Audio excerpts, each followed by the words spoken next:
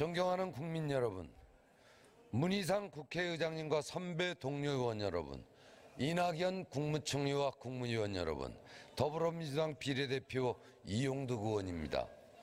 우리나라는 불과 50년 만에 농업 국가에서 산업 선진국 대열에 진입했습니다. 놀라운 변화였습니다.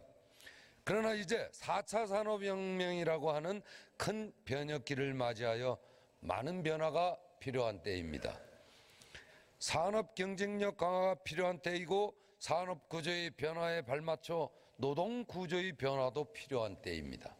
우리가 전혀 예측하지 못하는 노동시장 변화에 적절히 대응해야 할 것입니다. 국무총리께 질의하겠습니다. 나와 주십시오.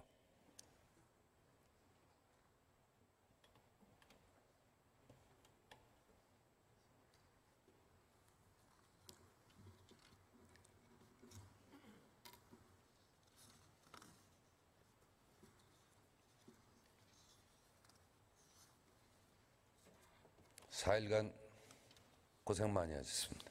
네, 이 시간을 기다렸습니다. 지난 50년 동안의 압축 성장은 정부 주도였습니다. 그런데 우리만의 독자적인 산업화 모델이나 기술 혁신은 없었고 선진국의 산업 발전 혁태를 쫓아가는 형식이었습니다. 올바른 노사관계를 만드는 것은 경제 성장이라는 우선순위에 밀렸고 노동정책은 경제정책의 하위 개념으로 취급되었습니다. 총리께서 동의하십니까? 네, 우리 지금만의 문제가 아니라 예전부터 쭉 제기됐던 문제입니다만 노사 구조, 노사 제도, 노사 문화를 이대로 개선하지 못하고 우리가 더 발전할 수 있을 것인가 하는 심각한 고민을 저만 가지고 있는 게 아니리라 생각합니다. 네. 그러나 지금은 4차 산업혁명의 시기입니다. 지금까지 추격형 경제, 즉 쫓아가는 입장이었다면 이제는 선도형 경제, 즉 쫓기는 입장입니다. 새로운 경쟁 시대가 도래한 것입니다. 정광석화와 같은 예측 불허의 속도로 변화하는 산업 구조와 노동 구조의 변화 속도를 정부 혼자서는 과거식으로 경제개발 5개년 계획 같은 느린 속도로 제대로 대응할 수 없습니다. 선진국처럼 산업 현장의 주축인 노사가 정부와 함께 해야 합니다.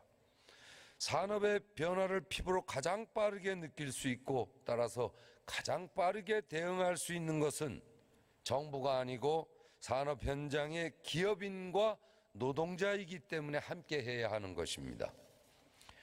15년 전 제가 처음 노사의 동참을 주장했을 때 사용자들도 찬성했습니다. 박수를 많이 받았습니다. 이것을 위해서는 제대로 된 노사관계의 완성, 즉 시스템의 변화가 필요합니다. 그런데 현재 우리나라 노사관계는 완전히 후진국입니다. 우리나라에 노사관계가 있습니까? 한 나라의 노사관계라 하면 전체 노동자와 사업주를 대표하는 총노동대 총자본의 관계인 중앙노사관계를 말하는데 우리나라는 10% 노사관계뿐입니다.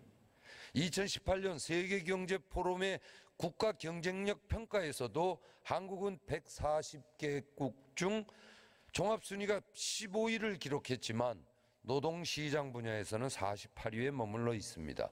특히 그중에 세부 항목인 노동자의 권리와 노사관계 협력 분야에서는 각각 108위와 124위로 최하위 수준이었습니다. 즉 노사관계가 없다는 증거입니다.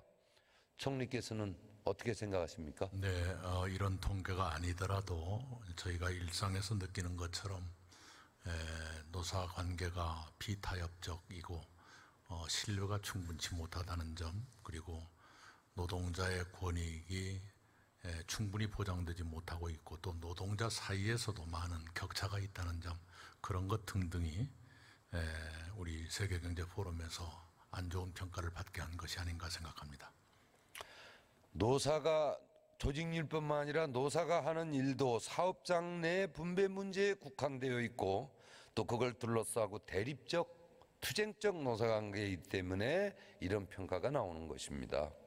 이래서 어떻게 우리가 4차 산업혁명 시대의 국가 경쟁력을 높일 수 있겠습니까? 총리님, 기업하기 좋은 나라를 만들어야 되겠죠? 네.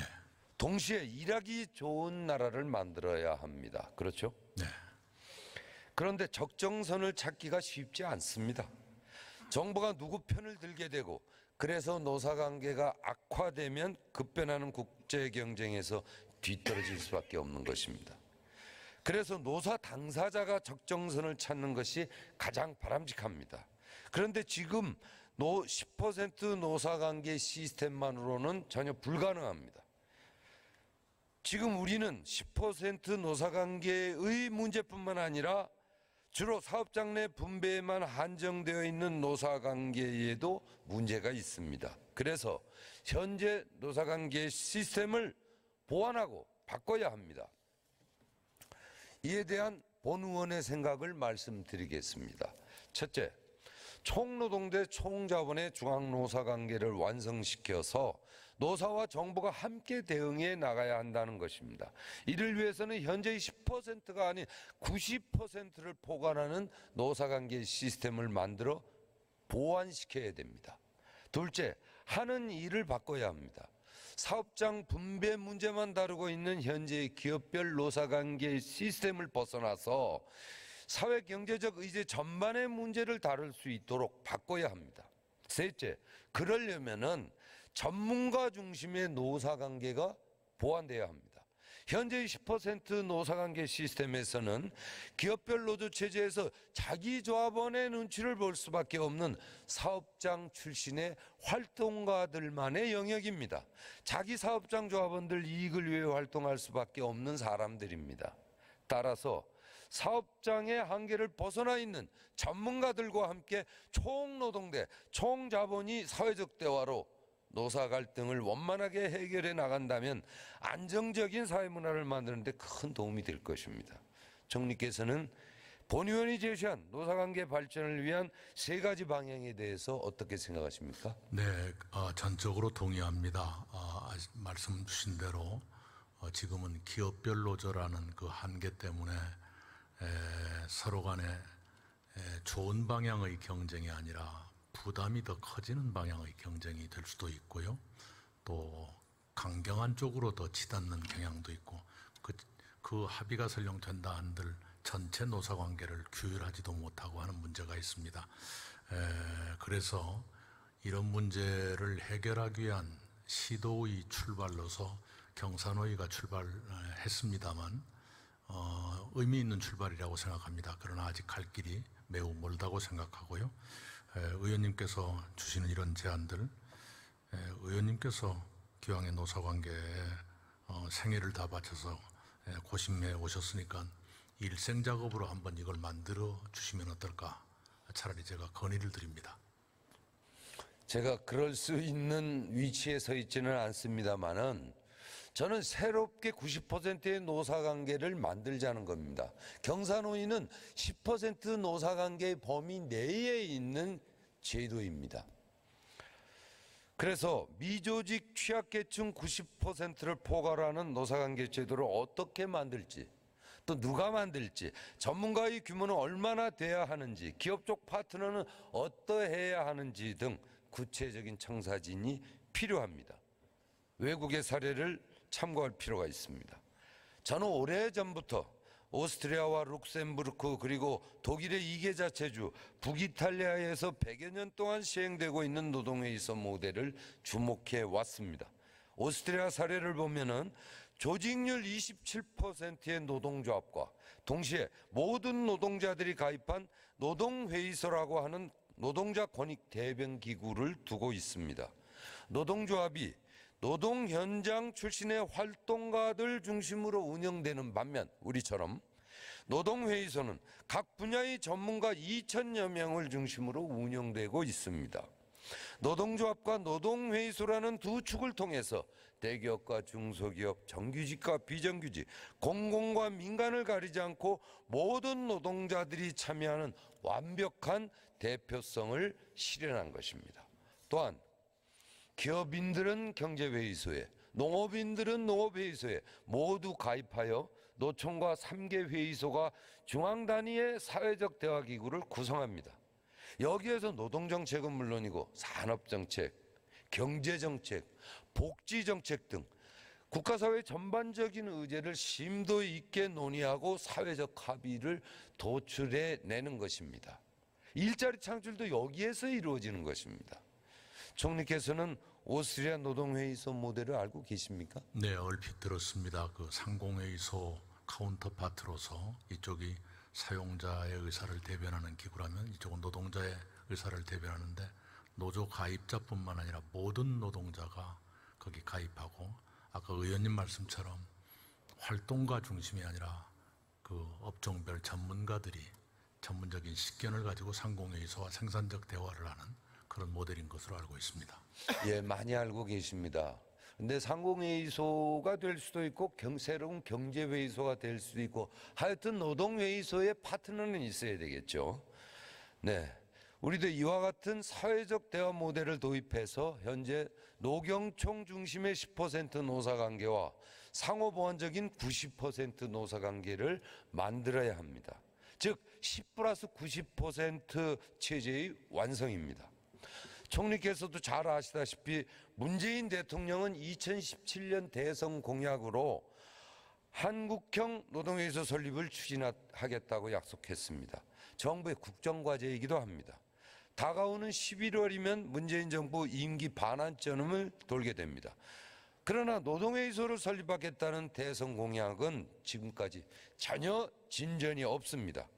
국정과제를 총괄하고 계시는 국무총리로서 이 공약을 어떻게 이행할 것인지 밝혀주십시오. 예, 그 한국형 노동회의소가 국정과제에는 미조직 노동자 권익보호 지원체제 구축 방안 이런 식으로 표현되어 있습니다.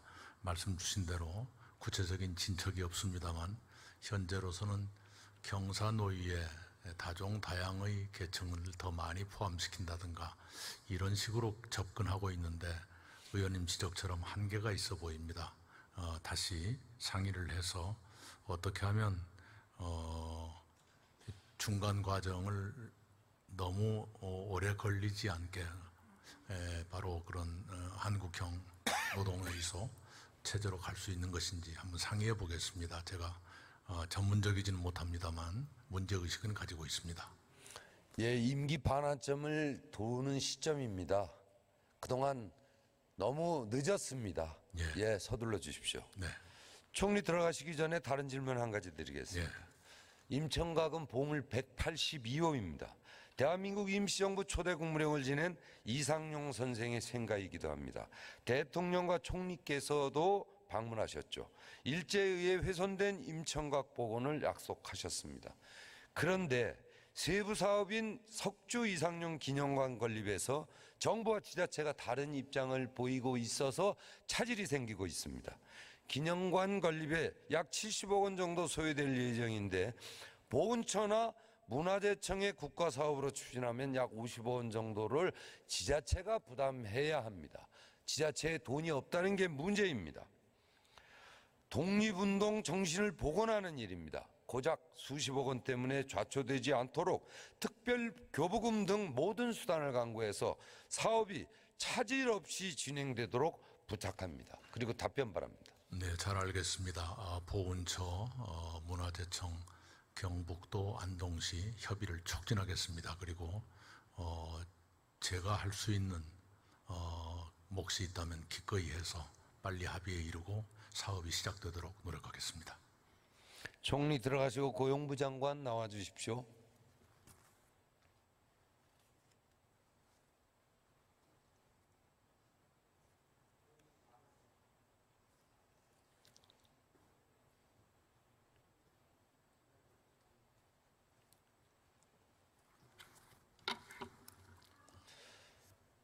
우리나라에서는 산업국가로서 뒤늦게 김대중 정부 시절 최초의 사회적 대화기구로 노사정위원회를 만들었습니다. 그러나 실패했습니다. 10% 노사관계의 한계, 그리고 정부의 일방적 주도의 한계를 벗어나지 못했기 때문입니다. 현재에도 유일한 법적 사회적 대화기구로서 경제사회노동위원회가 설치되어 있지만 경산의회 참여자들은 전문가들이 아닙니다. 자기 사업장 조합원들의 눈치를 보고 대변해야 하는 10% 조직 내의 활동가들입니다. 그래서 대화가 불가능하다고 봅니다. 장관, 10% 노사관계의 한계를 극복하기 위한 한국형 노동회의소 설립, 이 대선 공약을 어떻게 이행할 계획이십니까? 아까 총리님께서도 답변 드리신 것처럼 저희가 국정과제로 되어 있는 미조직 취약 노동자 권익보호 지원체계 구축 방안에 대해서 좀 더 고민해 보도록 하겠습니다. 우선 기본적으로는 노동회의소 설립과 관련해서 의원님께서 노동회의소 설립 관련 법률안을 발의해 지금 계류되어 있습니다. 그래서 국회 논의 과정에서 저희가 노사와 그리고 국민들의 공감대가 형성될 수 있도록 적극 노력하도록 하겠습니다. 네, 저는 40년 동안 노동계에 몸담아 왔습니다.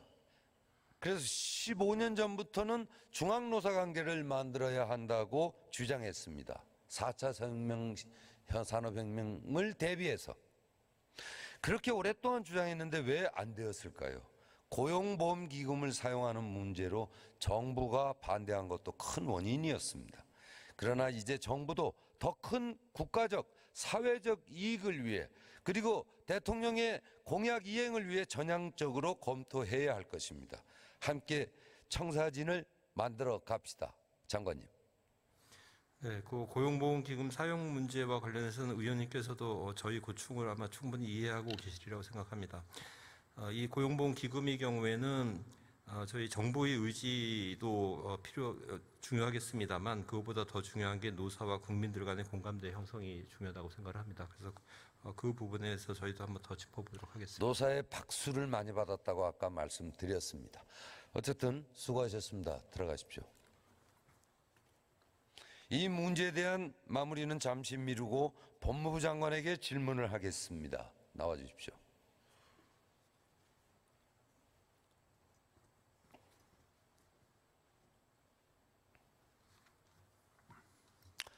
장관님, 예, 지명 이후에 2달여가 지났습니다. 예, 나라가 참 시끄러웠죠. 정치권이, 언론이, 그리고 이젠 국민까지, 젊은이들이, 학생들이 다 나서서 양쪽으로 갈라져 있습니다. 지난 4일간 대정부 질문 과정에서도 조국 장관님과 관련해서 너무도 많은 얘기가 나왔습니다. 가정사의 소소한 것까지도 많이 나왔어요. 제가 마지막 질의 순서입니다.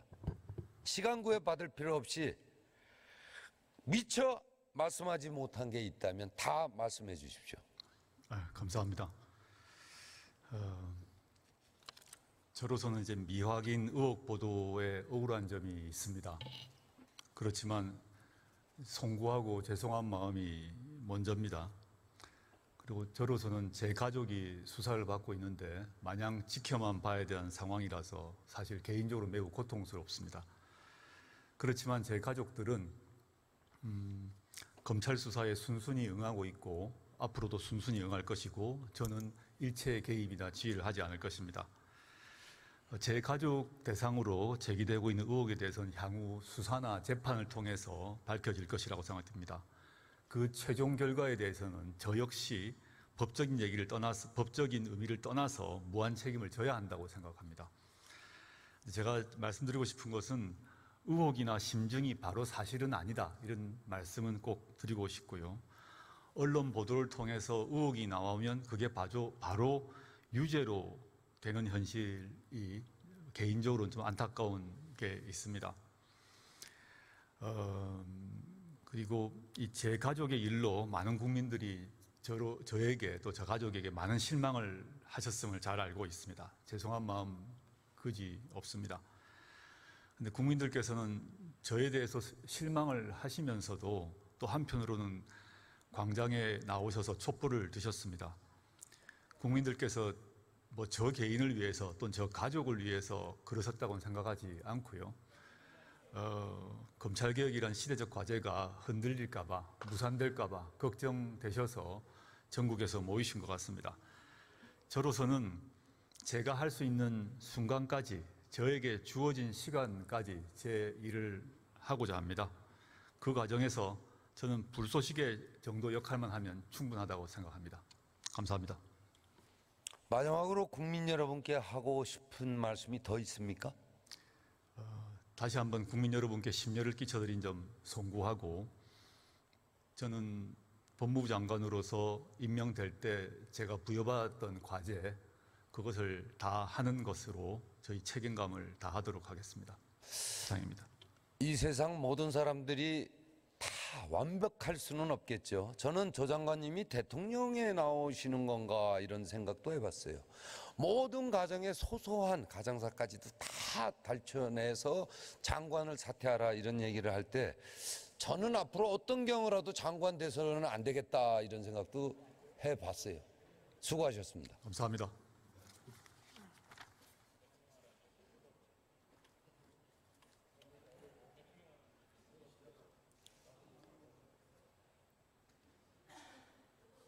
(40년) 노동운동에 몸담았던 저는 마지막으로 피를 토하는 심정으로 말씀드립니다. 우리 국가의 미래는 올바른 노사관계가 만들어질 수 있느냐 없느냐에 달려 있습니다.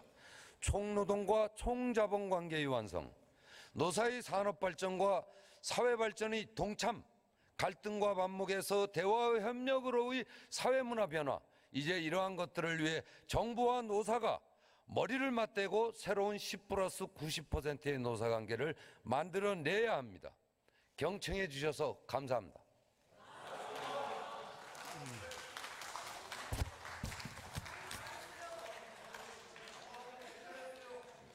이영덕 의원 수고하셨습니다.